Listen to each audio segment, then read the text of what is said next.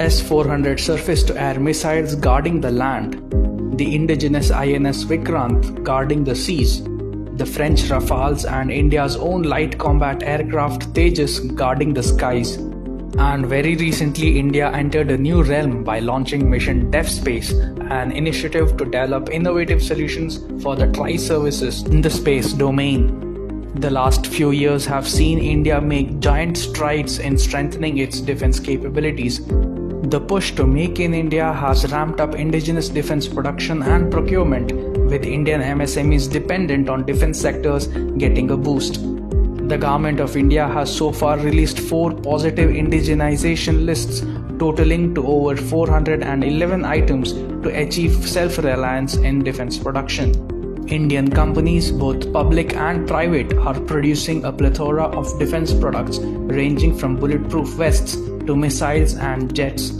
Milan 2T anti-tank guided missiles, Akash surface-to-air missile system, Dhanush artillery gun system, the Prachand multi-role light attack helicopter have added firepower to the armed forces.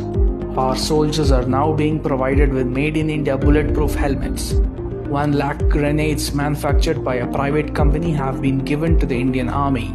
The government has even cleared a deal with Russia to manufacture 7.5 lakh AK-203 assault rifles in India that will replace the archaic INSAS rifles. Corporatization of the OFB into 7 different PSUs has given the much needed impetus to turn it around into a company producing world-class arms and ammunition.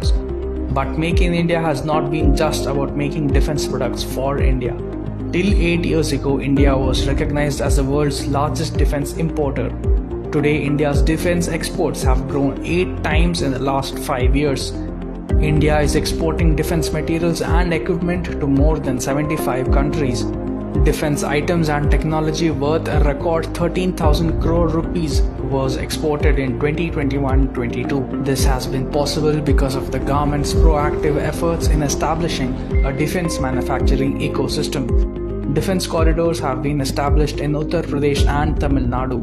The 2 defense corridors are not just housing companies producing war machines, but has become machines of employment, generating thousands of jobs for the Indian youth. Defense expos are being held every year in different parts of the country to attract foreign investments. Big defense companies of the world are coming to invest in India, who are being supported by MSMEs, creating a large supply chain network. In terms of technological advancements, the country has been at the forefront of innovating and adopting latest technologies.